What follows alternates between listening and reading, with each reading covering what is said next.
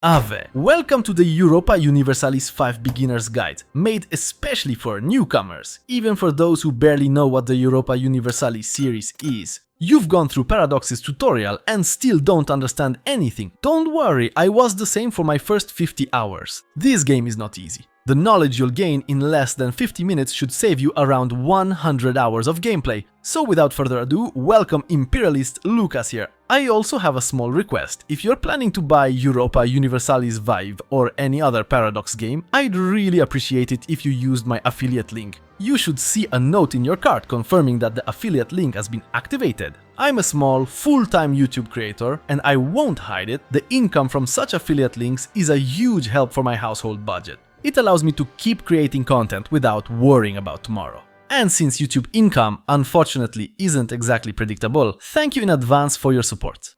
In general, Europa Universalis 5 is available in many languages, however, this guide will be conducted in English. That's because the base game is originally made in this language, and I can be sure that nothing got messed up in translation. The second thing, I recommend changing one option in the settings right away. Switch the tooltip mode from time-based hovering to click-based locking. That's it! We start a new campaign by clicking on New Game, and if you're doing this for the first time, a tutorial window will pop up. Otherwise, you'll need to right-click to make it appear. Each of the countries you see here focuses on certain aspects of gameplay, although the foundation of this guide is the same for all of them. Only later do you complete a few missions that focus on expansion, economic growth, or political actions. My guide is based on a normal playthrough because I believe the best way to learn is by following someone's example. So let's move on to choosing a country. Before your eyes you'll see this map. And yes, you can play as any of these countries. Or rather any on this map, since you have the entire world at your disposal. That said, I recommend starting with the Kingdom of Castile.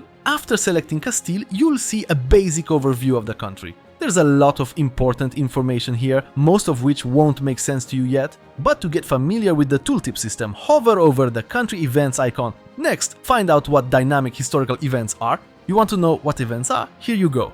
I guess you're starting to get how the tooltip mechanism works. The event icon itself tells you how much flavor a country has. Next to it we have an icon with national bonuses, and you can check the detailed list in the content tab by expanding country bonuses. For now it won't mean much, but it'll be useful when you're choosing your second nation to play as. Before starting the game though, it's important to review the settings we'll be using. This guide will use the default ones. However, it's worth going to the Flavor tab and paying attention, for example, to the option that allows the creation of ahistorical nations, ones that could never exist, like the Roman Empire.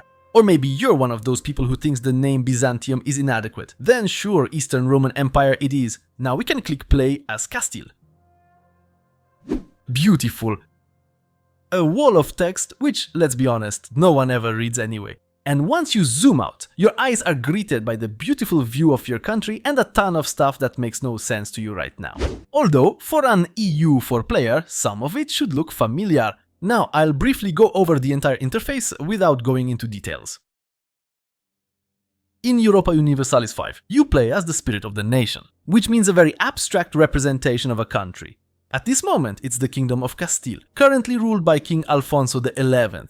As long as Castile exists as a country, you can keep enjoying the game. You lose when someone conquers your last location. A location, in short, is the smallest administrative unit within every country that you can manage. It's a very broad topic, and I'll expand on it later in this guide. Next, here you have the top panel with all the most important information about your country, and on the right side of that panel you'll find the date and game speed settings. This section represents the satisfaction of social estates. You are represented by the crown. The social estates affect many different aspects of the game, and I'll explain them in detail later on. Then, in the middle section of this panel, you have information about the most important statistics and resources of your country. The most important ones are ducats. You'll use them to pay for many actions here, but even more important is the population, as it forms the foundation of the entire nation. Take your time, click on the ducats, open the tooltip and read the information you find there. And basically do the same for each of these resources. On the right side, as I mentioned, there's the panel with the current date and game speed, since Europa Universalis 5 is a real-time strategy. You also have information here about which era you're currently in, along with its bonuses, since each era has its own stats and there are 6 eras in total. The Renaissance era should begin around the year 42. Now let's move back to the left side of the screen, to the main panel, because this is where you'll be spending a lot of your time. This is also the moment where it's best if you hover over each of these icons and briefly read what's underneath them.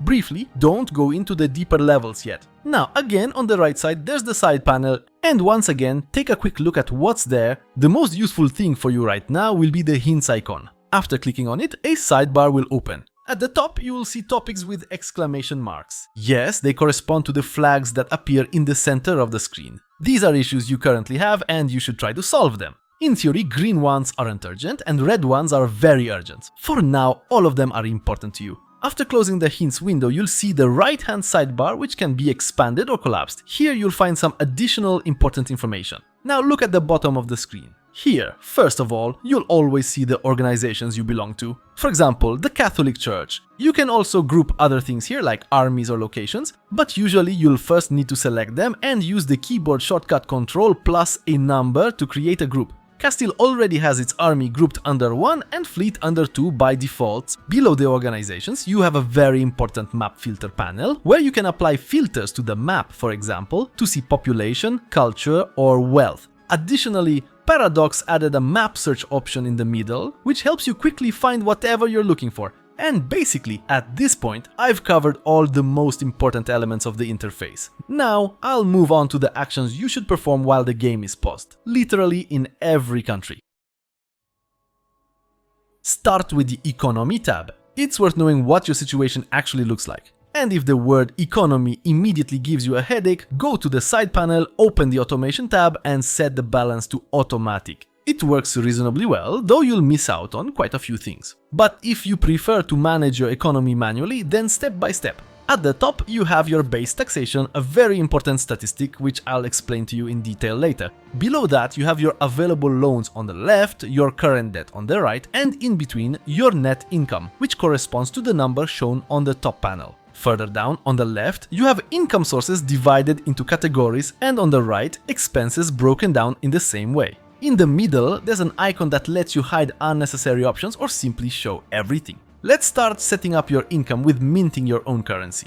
If you produce too much money, inflation will begin to rise, and that basically increases the cost of everything. The best starting setup is to break even at 0. However, it's worth noting that to mint currency, you need real resources, gold and silver. This icon here tells you that you're currently missing those. And it's best to obtain these resources through trade at the start. More on that in a moment. Now, the tax section. Here, you can tax each social estate separately. When you hover over the minus or plus symbols, you can see the minimum and maximum tax burden for that estate. Both of these factors are most often influenced by laws, privileges, and the power of the given estate. I'll talk more about that soon. When it comes to taxation, it's generally a good idea to keep it at a level where the estate's satisfaction, shown here, doesn't drop below 50%, especially in the case of the nobility. Because that starts leading to rebellions, and noble rebellions are really nasty. But if you absolutely have to do it, don't let satisfaction drop below 40%. Fortunately, Castile is a rich enough country that keeping it at 50% is perfectly fine.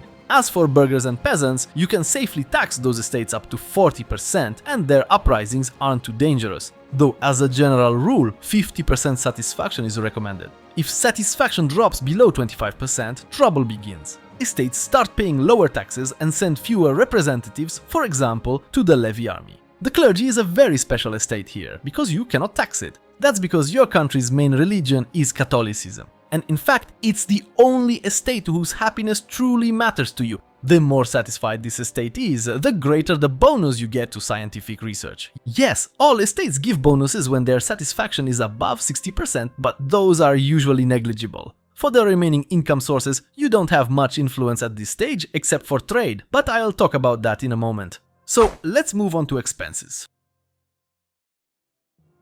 The cost of the court. In short, these are the costs you incur to maintain your legitimacy of rule. Legitimacy itself is a very important resource, ranging from 0 to 100. Below 50, things start to go bad. You usually spend it on establishing new privileges. The two most important things it does are increase crown power and reduce the influx of rebels. I'll explain exactly what crown power is later. Personally, I like to have legitimacy up to 100 points as soon as possible. Once you reach 100 points, the maintenance costs for keeping it there will be lower. Regular army maintenance. This refers to the army that requires manpower for both creation and upkeep. Manpower is a special resource that allows you to recruit a regular army. You gain it from population, which is converted into soldiers through a special building. In the early years of the game, this building will only be available in your capital. Later on, during the Second Era and the professionalization of the army, you'll get access to buildings like the armory. I'll talk more about scientific research later. Remember, there's also the Levy army and you don't pay maintenance for that one.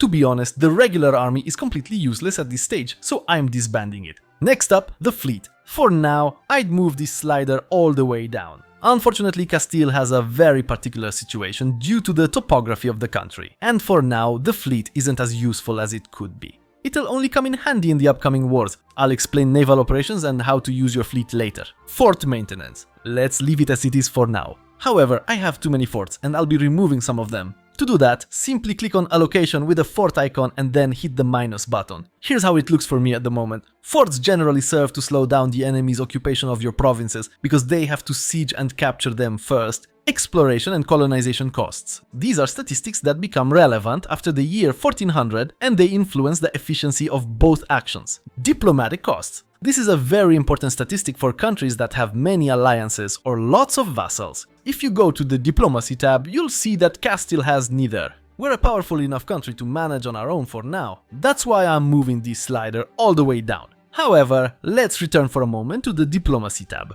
It's important to note that your diplomatic capacity will decrease and the amount of diplomatic resources generated will drop as well. Next, stability costs. This is a very important resource, ranging from -100 to 100, and it mainly affects the satisfaction of your estates. It's primarily spent on changing existing laws and revoking privileges. Personally, I like to set it so that it grows slightly, since we'll later boost this effect through the council, but more on that soon. Maintenance costs for utility buildings. As you can see, these expenses are quite significant. Fortunately, Castile can afford to maintain them, but many countries can't. So don't be afraid to demolish some at the start, especially cathedrals. If you want to remove them quickly and easily, go to the Production tab, select Buildings, then Clergy, and finally Cathedrals, and there you go, you can see where they're built. Now, just right-click on them and you can demolish them. Initial trade. I'll explain this option to you very quickly. Simply right-click here to set it to automatic. This will also change the setting in your automation side panel to automatic. Trade has a lot of different statistics, which I'll explain one by one in a separate guide. Automation works really well, and often even better for large countries like Castile than if you managed it manually. Besides, Castile consists of 2 trade markets, which makes managing them much more difficult. Basically, the only statistic you should care about at this point is trade capacity. To increase it, go to the Buildings tab, then Merchants, and look for the Marketplace. You can build these in cities. Outside of cities, you can build farming villages in the Peasantry tab. I'll explain how to construct buildings properly and what that involves in just a moment. When it comes to things that are worth automating right away and not worrying about manually, those would be production methods, exploration. At the beginning, there aren't many of these and it's best to handle them automatically. For now, I recommend turning this off after the year 1450, automatic assignment of generals and admirals. They will appear here during wars or when an order is fulfilled. Now let's move on to scientific research, which can be found either here or here. The progress of research depends on many factors. The main ones are the average literacy rate, which you can't really influence right now, and the satisfaction of the clergy, which you can influence a lot. To select a technology to research, you could technically go to the Research tab and click through the available options one by one, but that's a silly method, and I honestly don't know why it even exists. Personally, I prefer to go to the Eras tab, select the first era, which will open the research panel. There you'll find technology trees, somewhat similar to those in Victoria 3. Most of them are already researched, and the only research available to you right now concerns organized religion. Meritocracy is unavailable because you lack the institution that would unlock it. An institution represents an ideology that must spread through your population. When it reaches a sufficient level, you can adopt it and then unlock the entire research tree. At the moment, you're not able to implement meritocracy. At the start, it's a good idea to choose all research projects that increase literacy among specific social classes. This will speed up the entire research queue. Since the next era is also coming soon, it's worth accelerating the spread of new institutions, which will appear during the Renaissance era, and then move on to increasing your RGOs. I'll explain what RGOs are when we get to developing your country. Next, let's move on to the cabinet, meaning your advisors. At the beginning, you have 2 of them. You can find them under the Government, Country and Cabinet tabs. Each advisor can perform a range of tasks available to your nation, but at the start, things are pretty simple. The first one should increase my legitimacy, and the second one should increase stability. Another task that often has even higher priority is province assimilation, but Castile doesn't have any of those right now. Now that you know what your advisors will be doing, we want to select the best possible ones. There's a very simple tip here. You'll see small sword icons, those indicate which statistic is most important. So the advisor responsible for that task should have the highest value in that stat, because that determines how efficiently they'll perform their actions. If you ever run out of advisors, you can recruit new ones, but it's a random and expensive process. Since we're talking about character statistics, take a look at your ruler, they have stats too. Hover over them to see exactly what affects what. In short, the most important ones for rulers are administrative and diplomatic. Military stats can always be compensated for by a good military commander. And just like with advisors, the higher, the better. Additionally, every ruler also has certain traits which they can acquire over time, either through events or by fighting battles. The last 2 tabs I check before unposing are social estates and country values. Unfortunately, these are closely linked. There's a huge amount to read and understand in the Values tab. In short, using the example of centralization versus decentralization, each of these values gives its own pluses and minuses. Currently, Castile is moving toward decentralization of power very slowly, 0.18 in favor of decentralization, and that means it won't increase further. If it were to grow over time, the advantage would have to exceed 20. I'll show you in this guide, over time, how to move towards centralization, because that is much better for you. When you hover over the bar, you'll see below which laws and privileges push towards centralization, those with a minus, or toward decentralization, those with a plus. Below that, you have information on what you would need to do to increase decentralization. The other value I'll show you how to change is the shift from a traditionalist approach to innovative, because innovativeness increases the country's average literacy and affects the overall pace of scientific research. Now let's go to the Estates tab, because they largely influence these values. First we have the Crown Estate, that's you and your power in the state relative to the other social estates. There are 2 important pieces of information for the Crown Estate. The first is how much power you have, that 21% you see here. And in this section it tells you what that affects, with the 2 most important statistics being trade and influence in parliament. Yes, the value of your trade depends on crown influence. If you add up the 2 markets and multiply by crown power, that gives you your trade income. 3 factors affect crown power: bonuses to crown power, for example from centralization, weakening the power of other estates, for example by revoking privileges, and more importantly, a stat called control. I'll say more about control in a moment. It reflects the crown's control over locations in the country. The higher it is, the better. It's worth mapping a quick select key for control. Next we have government reforms. Castile already has 2 slots occupied at the start, and if we wanted to change a reform, we'd have to pay 20 stability. There are quite a few reforms, some depend on values, some unlock with technology progress. We get a few more stats for the other estates, but the most important is, of course, the power of the given estate. Here you have information about what it affects, different for each estate. Next is the estate satisfaction, which you can also observe here. Try to keep satisfaction usually above 50%. Trouble starts below 25%. Now review the privileges one by one. Notice that every privilege increases, first the target satisfaction of the estate and also usually its power. Below that you have information about what bonuses or penalties the privilege gives and how it changes values in Castile. We can grant privileges by clicking this option and choosing from the list. For example, I am now granting 1 privilege to the burghers, urban development grants, which will increase satisfaction by 5%, power by 50%. But more importantly, it will influence development growth in all my locations and push me toward innovativeness.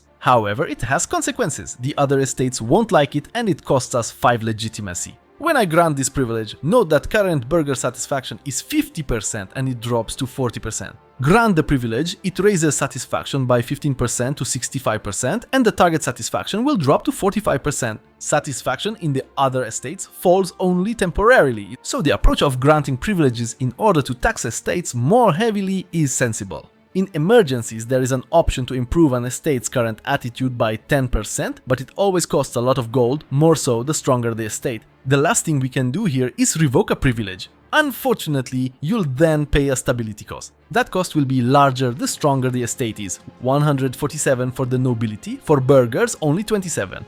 As a rule, you don't usually revoke privileges, you just grant them cautiously. The final tab is laws. Your country's laws work similarly to privileges but apply to the whole country. They give you bonuses or penalties and affect the estates, their power, and the values your country holds. You can change laws at any time, but doing so incurs a huge stability cost. There's a better way to change laws, through parliament actions, and I'll show you that later in the guide. One last thing, designate rivals for Castile, countries that will be considered your enemies. Strategy here is twofold, either pick much weaker countries or those you plan to fight soon. If you don't designate rivals, you'll be seen as a basically peaceful country, and if you later decide to wage wars, you'll receive greater antagonism. I'll explain what that is later. And now it's best to unpause the game and you should take a short break for now.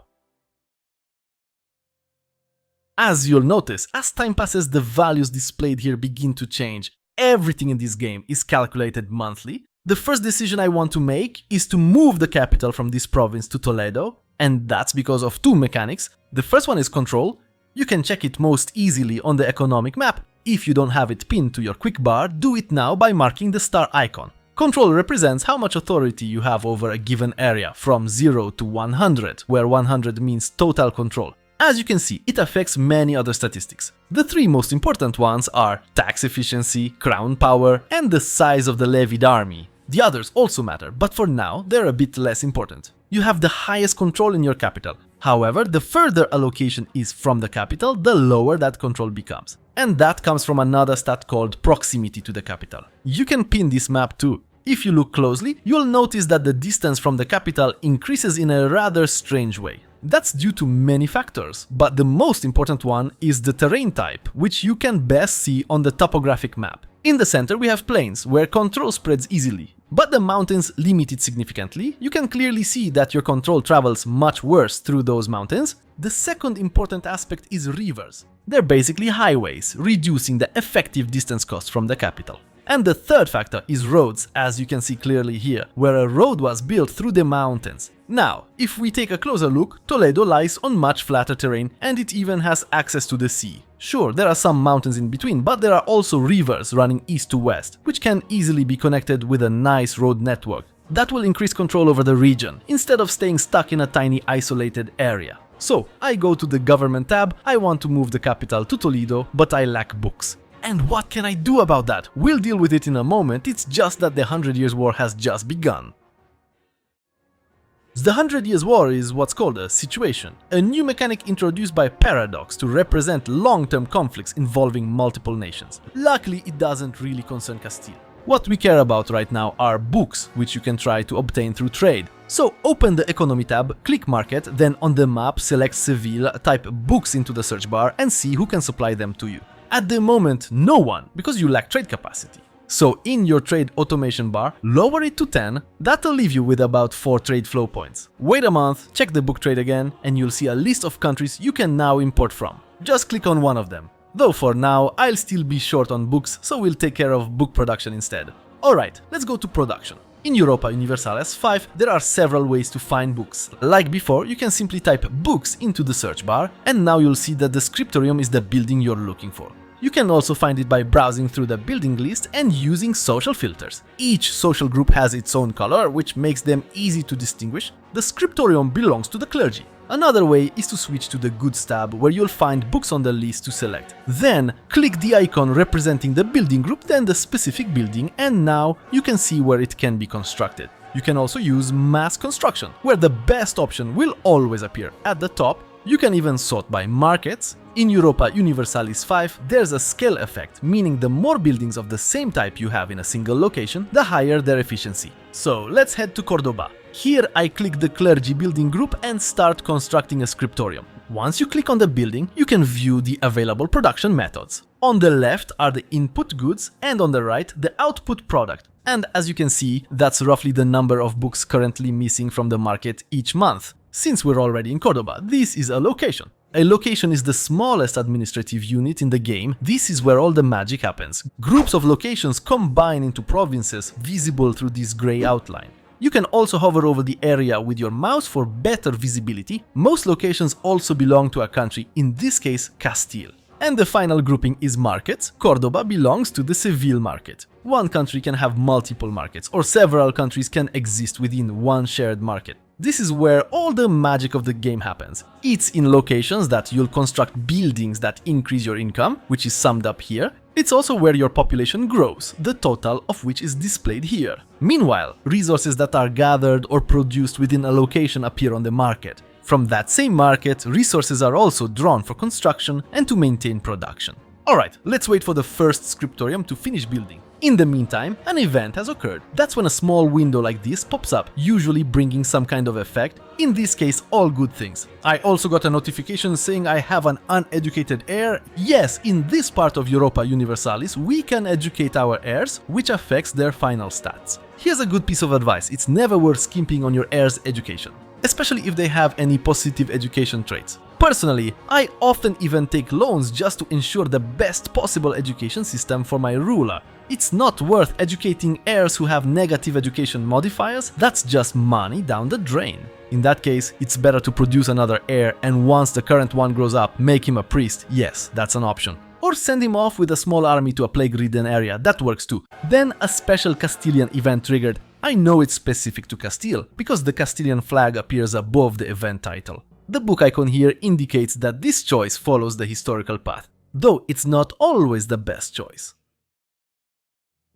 I now have enough books, so I'm moving the capital to Toledo. It'll take a while, so let's skip ahead to that moment. Alright, the capital has been moved, and unfortunately, the downside of this decision is that it doesn't instantly increase control in the new region. Raising control is a gradual process, like many things in this game. However, this one we can speed up, especially since after a monthly tick, you can see that control will grow quite slowly. You can accelerate the process by using the Increase Province Control option available in the cabinet, which also requires administrative skill. Then simply select the province and the process begins. Even with low control, you can already see that the proximity map has recalculated and looks much better. Meanwhile, control in the former region will start to decline. It's also worth noting that each location has a rank. Your new capital is a city, the third highest level. The lowest level is rural settlement, which are characterized by a higher number of RGOs and faster population growth. The second level is towns, where you can start constructing most buildings. Yes, there's a map mode for that too. While you wait for control to rise, it's worth focusing on developing Toledo. But what should we produce here? What's most profitable? Usually, a good first step is to satisfy the demand for gold and silver. Both are used for minting coins. That alone can double your income. You can achieve this in two ways: through trade, though I know everyone's short on these resources, by increasing their extraction, provided they exist in your country. Unfortunately, we have no gold, but silver, yes, in 2 provinces. Another method is to enable the resource map mode and visually locate where each resource can be found. As you can see, every location has its own resource that can be extracted. These are basic resources. Go to a location with silver. To extract more silver, you need to upgrade the resource gathering building commonly referred to as an RGO. So, let's build one here and in the second silver producing location as well. The most important elements in this window are cost, which depends on the value of the material used to construct the building, in this case, wood. Construction time listed above, promotion speed, how quickly peasants convert into workers in this location. You can also check this in the demographics tab here, the required number of workers and how much the resource output will increase. The worker icon, showing which type of workforce you need. Let's unpause and see what happens. As you can see, the location doesn't immediately fill its workforce. The building was completed and hiring began exactly 1 month later. Actual resource extraction starts once all workers are assigned. So, we've covered our first building type, those for gathering basic resources. Now let's move to the second type, production buildings. Usually, the most profitable production buildings belong to the burghers, the yellow ones. When you click them, a list expands, which you can sort by expected income. Unfortunately, the sorting works in 2 stages. First, it lists buildings you already have constructed, and here the game suggests that carpenters are the most profitable. But if you scroll further down, you'll see unbuilt buildings, and clearly the Tailor's Guild is far more profitable. Let's go through this step by step. At the top, you'll see the number of required workers. The icons below indicate where the building can be placed, either in towns or cities. Then come the available production methods. On the left, the input resources. On the right, the output product. But below that, there's an optional bonus resource that can improve production, though the automatic setting usually handles this well. Next are the building upgrades. The Roman numeral beside them indicates the era in which the corresponding technology can be researched. Further down, you'll find the type and quantity of material required to construct the building, the suggested price, divided by markets. After about a year, the Tailor's Guild is almost finished, and now watch what happens. First, workers are automatically drawn from the burghers pool. Cities and towns usually have a surplus of them. Second, you'll see these numbers start to rise. That means your income has increased. But your real income, which is the sum of all locations, is displayed here. In this particular location, it's 2.93. So what's going on? Weren't you supposed to earn 9 ducats? My dear friend, that's how much the building itself earns, not you. And this is where the fun begins with a statistic I mentioned earlier called the tax base. The total tax base from all your locations appears in your balance sheet. But let's go back to the tax base in Toledo. Once you understand this, you'll grasp the entire economy of the game. At the top, you have your current tax base, and below it, your potential tax base. Right now, in that potential base, you've got 9 gold from the Tailor's Guild. However, the potential tax base is reduced by 32%, which represents the lack of control up to 100%. That gives you an actual tax base of 11.16. Then, that amount is split among the social estates based on their influence in the location. This icon shows it visually, and the percentages are listed here. On the right, you can see the tax amount collected and the tax rate for each estate. Remember, tax rates are set in the balance window. I hope you now understand how the tax base works. But if you don't, scroll back and watch that segment again until it clicks. Or just leave a comment and I'll try to explain it better.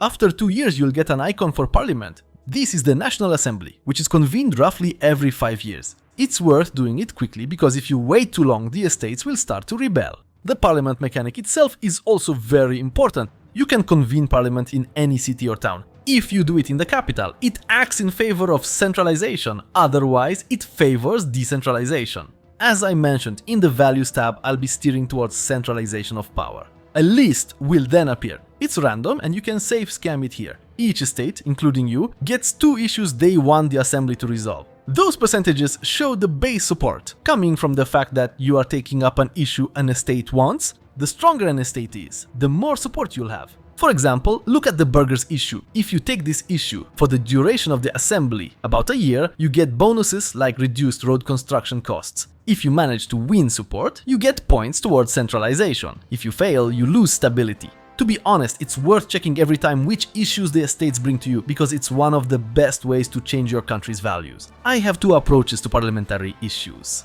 Either I check which bonuses I get from passing an issue and absolutely want to do that one, or I plan other actions, which I'll show you soon, and then I need a large starting level of support. I just opened it and reviewed all the laws in Castile.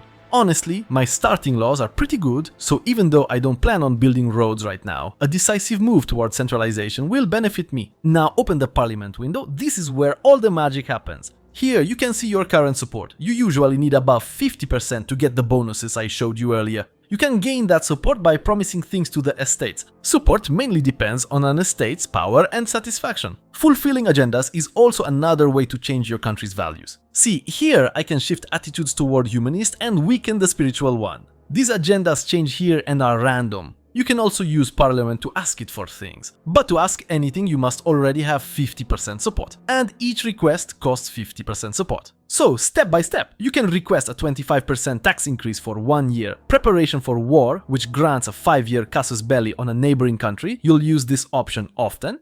Increase levies for 3 years, largely useless for a country like Castile. And finally, changes to law. Although, as I said, Castile's laws are already pretty solid. It's best to carry out an agenda just before the assembly ends because there's a chance certain events will occur. One requirement for that is possessing towns or a city because that's where you build the local parliament building. Of course, events can also be negative. Right before the assembly ended, I only had 46% support. So I'll secure noble support to make sure I can push the law through, but most importantly I'll ask for preparation of a Casus Belli on Granada, because I also want to show you how war works. I set the Casus Belli on the most populous province, although it doesn't matter much, and now the Casus Belli is ready. However, I don't want to lose 7 stability and I want to improve my push towards centralization, so I again gain support by promising different things to the estates. A small note, Castile often gets an event to conquer this region that grants even better Casus Belli, but I'm doing this for tutorial purposes. So now let's deal with what you like best, preparations for war and what to do after it. Start by getting an ally, not necessarily for this war, just in general, so you know how to do it. Diplomacy is very similar to what you saw in EU4, although a few mechanics have changed. To handle diplomacy, simply right-click a country, open the diplomacy window, and you can, for example, form an alliance. Look how many options there are here, far more than in EU4.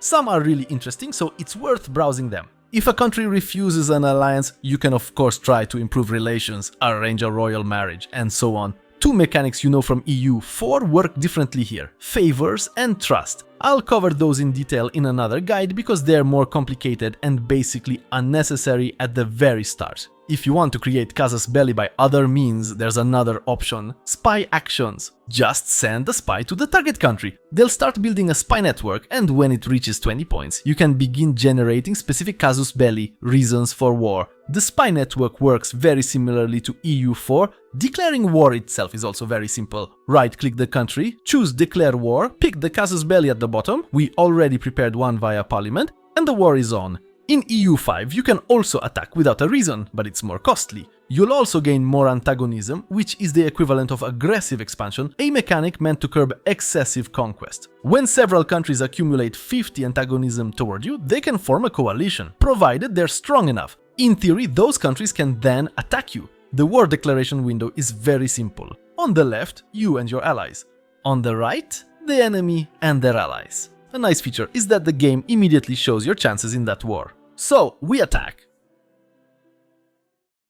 Alright, since you're already at war, it's time to raise your army, the levies. This works similarly to CK3. You can do this by clicking on the notification that appears whenever you start a war. Then go to armies and raise all levies. Another way is to go to the military tab, then armies, and select raise all levies. You can also click individual provinces to raise them separately or raise levies everywhere, but each location you raise from will get penalties. These penalties worsen with each era, so keep that in mind. You'll likely use levies until around 1550, although this varies by country. The main factor affecting levy size is your population, from which you raise a percentage depending on your laws. You can also increase levy size through privileges. Levies take time to form, and once they appear, the first thing you want to do is group them in a single province. In short, there's strength in numbers. Some countries have special levies, for example, England's are really strong. Spain unfortunately only has regular levies. There's also a levy equivalent for fleets, but these are basically just fishing boats. They're only useful for transporting armies if you have naval dominance, not suitable for naval battles. Once your army is gathered, you can group it under a single command.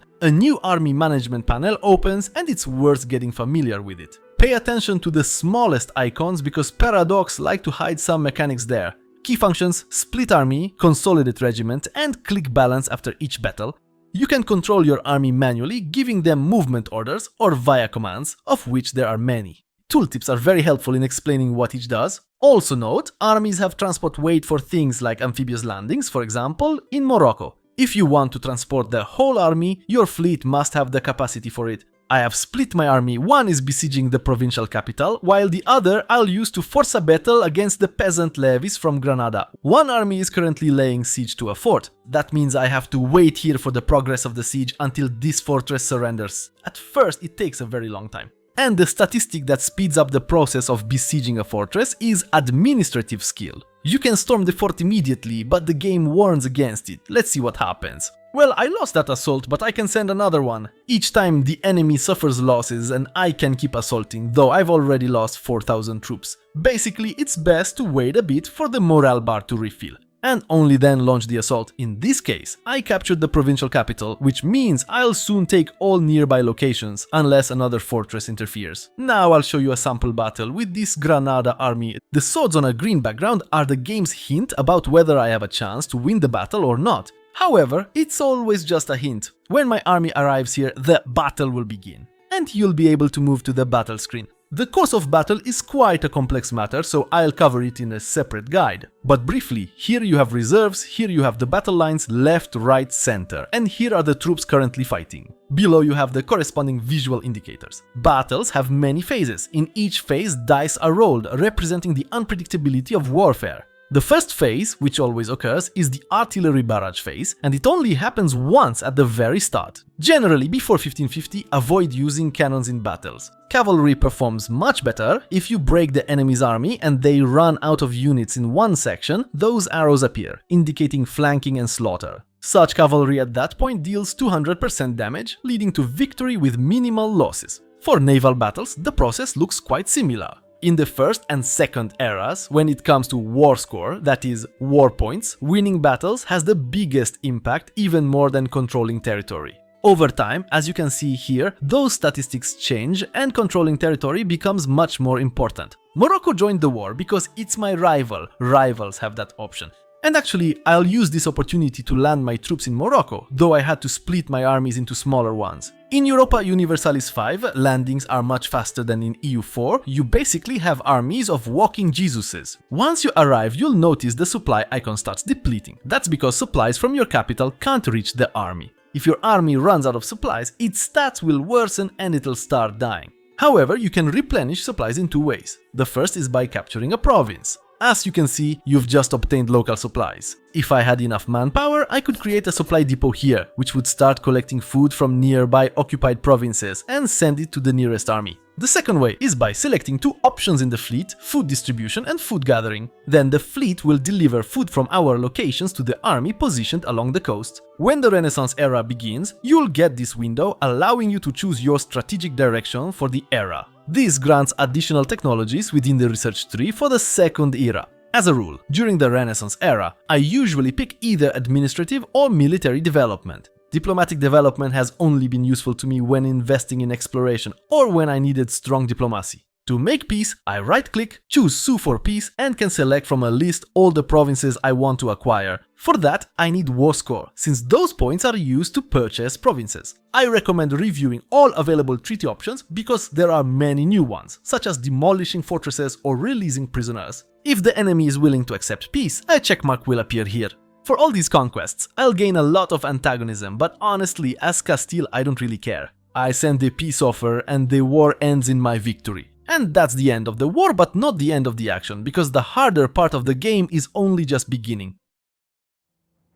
With conquered territory in EU5, you usually do one of two things. First, you can send your advisors one by one in the council on a special mission called Integrate Province. That action requires military skill. Then sequentially, each province can be integrated. In this case, part of the first province already belonged to us, so the integration process starts at 75%. The second province was newly conquered, so here we start at 0%. Unfortunately, integration is very slow and depends on many factors: population size, culture, or the type of location. Yes, you read that right. We'll be integrating that location for over 30 years. That's why in EU5, for most of the time, you proceed differently, at least until 1550 to 1600. Open the diplomacy panel, go to relations, and then create subject. You can create a historical subject, for example, releasing the Emirate of Granada, or create a custom subject, releasing it from a specific province. Next, choose the type. The tooltip explains the differences. In this case, I'll release a vassal. With a vassal, I immediately start improving relations as soon as I can, and in 10 to 15 years I'll try to annex that vassal, at which point all those provinces will become my cores. Unfortunately, Granada isn't a very loyal vassal, so let's go to the balance and slightly increase diplomatic spending. That makes them loyal. There are a lot of interactions with a vassal, review them all in order. For example, I'll transfer the extra province I just conquered to Granada, and it might be worth considering converting them to Catholicism soon. Of course, I'm not convinced that's the right play for Castile. I'm showing this only as a general tutorial, because this is how you'll conquer with most countries. I'll prepare a more detailed Castile opening in a separate guide. Overall, this conquest method is more effective because in 30 years you'll gain several provinces instead of just one. Besides the ability to integrate provinces faster, having a vassal gives you another big advantage. Go to the Society and Culture tab. In general, accepting cultures is a rather long subject. In short, here you have a limit of points that you can spend to make a culture more tolerated or even accepted in your country. In the tooltip, it tells you which cultures you already accept and how much it costs. If you hover over the Andalusian culture, you'll see that its cost is practically your full point limit. This is because both cultures, Castilian and Andalusian, are hostile to each other. Changing this attitude could take up to 100 years. For now, let's assume these cultures are tolerant, so instead of an X, there's an equal sign. To change your culture's attitude, simply right-click on Granada, go to Diplomatic Options, and in the Vassal Interaction section, request an opinion improvement regarding culture. By the way, you can also ask allies for this. In both cases, this action can be done once every 50 years. The reverse works like this. You must maintain 150 positive relations with Granada and hope the AI eventually clicks this option toward you. Then the equal sign would change to a checkmark. However, this action is effective only for cultures that are at least neutral toward each other. Never try this with hostile cultures, as it takes too long. Hostile cultures should remain hostile, and you hope they migrate from your country to places where they aren't persecuted. Alternatively, you can start a promote culture action in the council, select a culture from the list, like Castilian, and apply it province by province. In general, you want cultures to perceive you positively, meaning more upward checkmarks, as this lowers the cost of culture acceptance. Personally, I aim for at least one checkmark per side. When it comes to religion, it's simpler. Other religions are usually at least hostile unless you have accumulated a lot of tolerance points towards heretics or non-believers. Religion in provinces is also changed via the council's Convert Province section. Here's a neat tip. Click on a location, go to the Demography tab and look at the bottom. There are options for automatic culture and religion change. When a province is integrated, this process speeds up, and both actions also happen faster in towns and cities, and accelerate with technological development. Over time,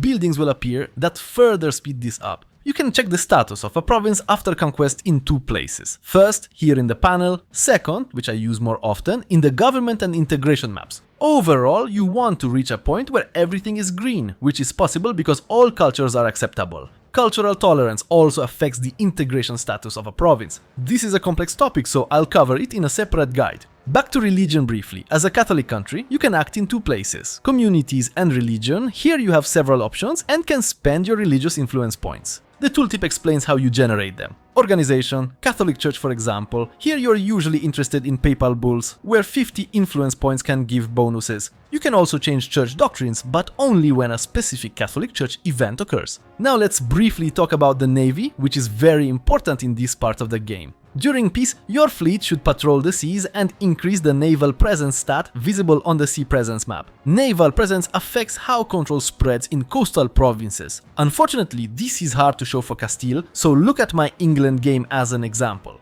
Along the entire coast, my control is highest thanks to naval presence. This stat is crucial for all maritime nations. Different types of ships contribute differently to naval presence, so review them carefully. This is visible next to the anchor icon. The best way to increase naval presence is via patrol sea missions. Select it, choose the seas you want, and the fleet will automatically move between zones, maximizing presence. You usually need a large fleet, about 30 ships minimum, especially because when the fleet moves, presence in the previous location drops. The admiral stat that affects naval presence accumulation is diplomacy. Yes, that's a lot to take in. The best thing you can do now is just play. That's why I prepared a list of 10 best countries for beginners, because choosing a bad country at the start can really make you struggle with this game.